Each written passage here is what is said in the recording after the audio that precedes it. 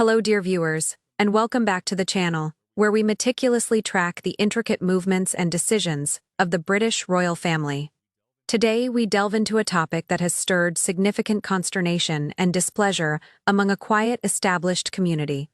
The very people who are preparing to welcome the future King and Queen of England as their immediate neighbors. We are, of course, discussing the Prince and Princess of Wales, William and Catherine, and the sudden sweeping security overhaul accompanying their planned relocation to Windsor. What was anticipated to be a smooth, perhaps even celebrated transition into their new abode at Forest Lodge has quickly devolved into a situation fraught with tension, leading to accusations of hypocrisy and a profound sense of loss among longtime residents. Before we fully immerse ourselves in this unfolding controversy and examine the precise security measures that have caused such an uproar, please take a moment to show your support by hitting that like button, subscribing to the channel, and ringing that notification bell. Your engagement helps us bring you these detailed royal updates week after week. The Windsor transition. A new chapter begins. The Duke and Duchess of Cornwall and Cambridge, or as they are now known, the Prince and Princess of Wales, have been gradually shifting the focus of their lives and work towards the Windsor estate. This move is deeply symbolic, aligning their household closer to the heart of the monarchy, particularly following the passing of Queen Elizabeth II and the accession of King Charles III.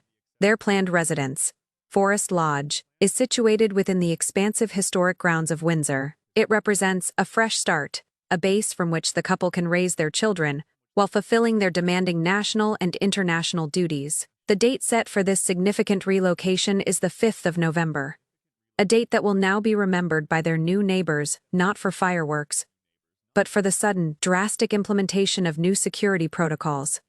The area surrounding Forest Lodge is not just a royal park. For generations, it has been a space woven into the daily lives of the local populace. It is a region characterized by mature woodlands, open fields, and traditionally accessible pathways, a quintessential slice of English countryside, where residents have long enjoyed the freedom to stroll, walk their dogs, and simply breathe in the refreshing, unpolluted air. It is this cherished, unimpeded access that now hangs in the balance, threatened by what many are calling unprecedented and draconian restrictions: the security fortress, fences, cameras, and the no-go zone. The moment the security apparatus began to manifest on the ground, the community's initial excitement evaporated, replaced by palpable anger and disbelief. The measures implemented around Forest Lodge are undeniably extensive, reflecting the paramount need to safeguard the immediate heir to the throne and his family. These measures include the installation of substantial, imposing perimeter fencing, which acts as a physical barrier clearly demarcating the royal domain.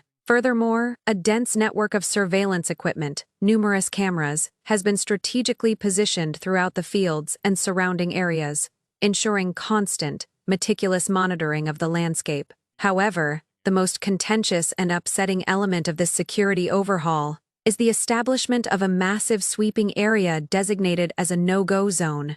This restricted area spans a staggering 150 acres. To put that into perspective, 150 acres is a vast swath of land, a huge portion of the natural environment that residents had previously considered their own backyard. The warnings accompanying this newly imposed perimeter are unequivocal and stern. Trespassers entering this 150-acre buffer zone will face immediate arrest. This is not a polite request for privacy. It is a rigid, legally enforceable boundary backed by the full force of royal protection. The erosion of tradition, loss of public access for the residents. These new restrictions are more than just an inconvenience. They represent the sudden and unexpected loss of long-standing community privileges. The local populace has historically enjoyed relatively free passage through and around this specific part of the Windsor estate. It was a place for leisure, for connecting with nature, and even, remarkably, for commerce. One detail that highlights the loss of community tradition is the fact that this now restricted area was previously home to a popular local Christmas tree shop, a seasonal fixture that brought families together. The idea that a cherished site of public gathering and access has now been absorbed into a vast private security perimeter has fueled a sense of injustice.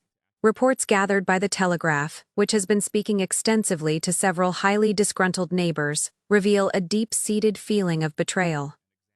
These residents, who respect the monarchy and understand the need for security, are now openly accusing the future king and queen of what they perceive as profound hypocrisy. One anonymous individual, speaking candidly about their frustration, articulated this sentiment perfectly. They stated with evident disappointment, "They encourage us to go out in the fresh air, and then they're restricting us. It's hypocritical." This quote cuts straight to the heart of the issue. The royal family frequently champions initiatives promoting mental well-being, exercise, and the enjoyment of the great outdoors. Yet, in their own neighborhood, their arrival has resulted in the immediate curtailment of exactly those activities for the people living closest to them. The neighbor continued, trying to balance their respect for the institution with their personal grievance. "I'm totally in favor of protecting the royal family against idiots who might try to shoot at them or take photographs. But the house is very far away. They've put a huge fence around it, and there are lots of cameras in the fields. We're not impressed, I'm afraid." This statement underscores the residents' perception that the security measures are disproportionate to the actual threat, especially given the physical distance between the residents and the traditional public paths. They feel the protection has crossed the line from necessary precaution to excessive isolation. The imposition of a massive security barrier where only minimal protection was expected has caused genuine dismay. The anger and the lack of communication, the sentiment of frustration, is widespread. Another local resident voiced their intense displeasure, expressing regret that the royal couple chose this particular location at all. "I'm pretty angry about it," they confessed. "I think there are lots of other places they could have gone to live." This individual admitted that they had initially been delighted by the news of the royal relocation. "I was excited when I heard they were moving there," the local explained. "But I always wondered how they would manage the security. That wonder has now been replaced by profound disappointment, particularly concerning the manner in which these sweeping changes were introduced." A major source of the community's outrage stems from the apparent total lack of communication from the royal household. The neighbor complained bitterly about the couple's unannounced move regarding their security measures, adding with a note of exasperation, "William and Kate haven't given us any warning or notice, and there hasn't been any explanation other than it's for security." While they acknowledge the imperative of security, the suddenness and silence surrounding the decision are viewed as disrespectful and dismissive of the local community's rights and history. "I understand that," the resident conceded. "But it is disappointing when we have enjoyed the space for so long, and it has been taken away from us." The feeling is one of being sidelined and ignored. The community perceives a unilateral decision being imposed upon them without any prior consultation, dialogue, or even a simple courtesy notice, explaining the necessity of restricting 150 acres of accessible land. This breakdown in communication has exacerbated the sense that the public's welfare is secondary to the Crown's convenience. In a desperate attempt to voice their grievances, and perhaps prompt some form of reconsideration or dialogue, at least one neighbor took the formal step of appealing directly to the royal household. The neighbor revealed, "I wrote to Clarence House, but I don't expect a reply." This act of writing to Clarence House, the official residence associated with the Prince of Wales, is highly significant.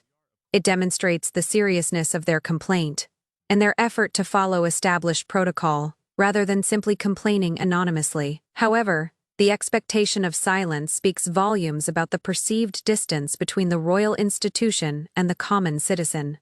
It highlights the feeling of powerlessness when confronting such an immense protected entity. The underlying concern here is not just about losing a walking path. It's about the silent erosion of what many believe to be a guaranteed right. As another resident succinctly put it, expressing their fear that traditional liberties are being dissolved without democratic process, "It feels like a public right-of-way has quietly become off-limits without explanation." A public right-of-way, in the context of English law and tradition, is a deeply protected concept. It implies that a specific path or area has been used by the public for so long that its access is legally enshrined. To have such a right suddenly become off-limits due to a royal security decision, without transparent explanation or consultation, strikes at the heart of local tradition and legal precedent. The dilemma facing Prince William and Princess Catherine is undeniably complex. As the future monarchs, their security requirements are stringent, non-negotiable, and dictated by high-level governmental and protection agencies, not merely personal preference. In an age of heightened threats, both physical and digital, the creation of a substantial buffer zone around their family home is standard procedure, designed to prevent surveillance, intrusion, and potential harm. However, the British monarchy, unlike many others, relies heavily on public goodwill and the delicate balancing act between necessary protection and public accessibility.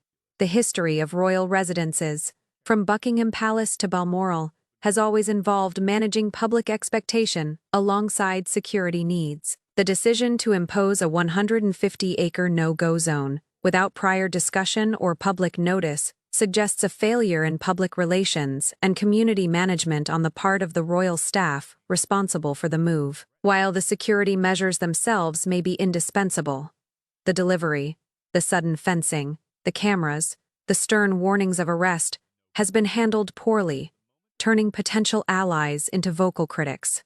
This controversy risks damaging the carefully cultivated image of the Prince and Princess of Wales as approachable, modern royals who are acutely aware of the issues facing ordinary Britons. The accusation of hypocrisy, specifically related to encouraging exercise while restricting access to green space, is a powerful critique that resonates deeply with the public narrative surrounding the monarchy's role in modern society. The residents of Windsor are not demanding that William and Kate live without protection. They are asking for respect, transparency, and acknowledgement of their long-standing traditional rights. The silence from Clarence House only compounds the feeling that the needs of the future king trump the needs of his neighbors entirely, regardless of how long those neighbors have enjoyed the land. This situation serves as a stark reminder of the inherent friction between the immense power and privilege required to safeguard the monarchy and the democratic traditions and local customs that define the surrounding communities. When security protocols clash directly with entrenched public rights, the resulting friction can quickly overshadow the positive intentions of the royal family's relocation. The path forward, should the royal couple choose to mend fences, both literally and figuratively, would require a significant shift toward dialogue. A simple explanation, perhaps a public statement acknowledging the residents' disappointment and outlining the precise threat assessment that necessitated such extensive restrictions, could go a long way toward restoring trust. Without it, the move to Forest Lodge, intended as a peaceful transition, risks becoming defined by local resentment and the perception of royal overreach. Conclusion, and your thoughts. The transition of Prince William and Princess Catherine to Forest Lodge in Windsor, set for the 5th of November, has inadvertently opened a painful public debate regarding security, tradition, and the rights of citizens living adjacent to the crown. The implementation of extensive security measures, including severe fencing, camera surveillance, and most controversially, the creation of a 150-acre, no-go zone with explicit warnings of arrest, has alienated the very neighbors who were ready to welcome them. The accusations of hypocrisy, the deep disappointment over the loss of traditional walking paths, and the sight of the beloved Christmas tree shop, and the frustration stemming from the complete lack of communication from the royal household, all paint a picture of a community feeling marginalized and unheard. The fact that a neighbor felt compelled to write to Clarence House, yet fully expects no reply, speaks volumes about the perceived gulf between the institution and the local populace. This event forces us to reflect on the immense pressures placed upon the future monarchs and the extraordinary sacrifices, both public and private, required to ensure their safety. But it also highlights the vital importance of maintaining public trust and respecting the historical rights of the communities that surround the royal estates. We want to hear from you, our valued viewers.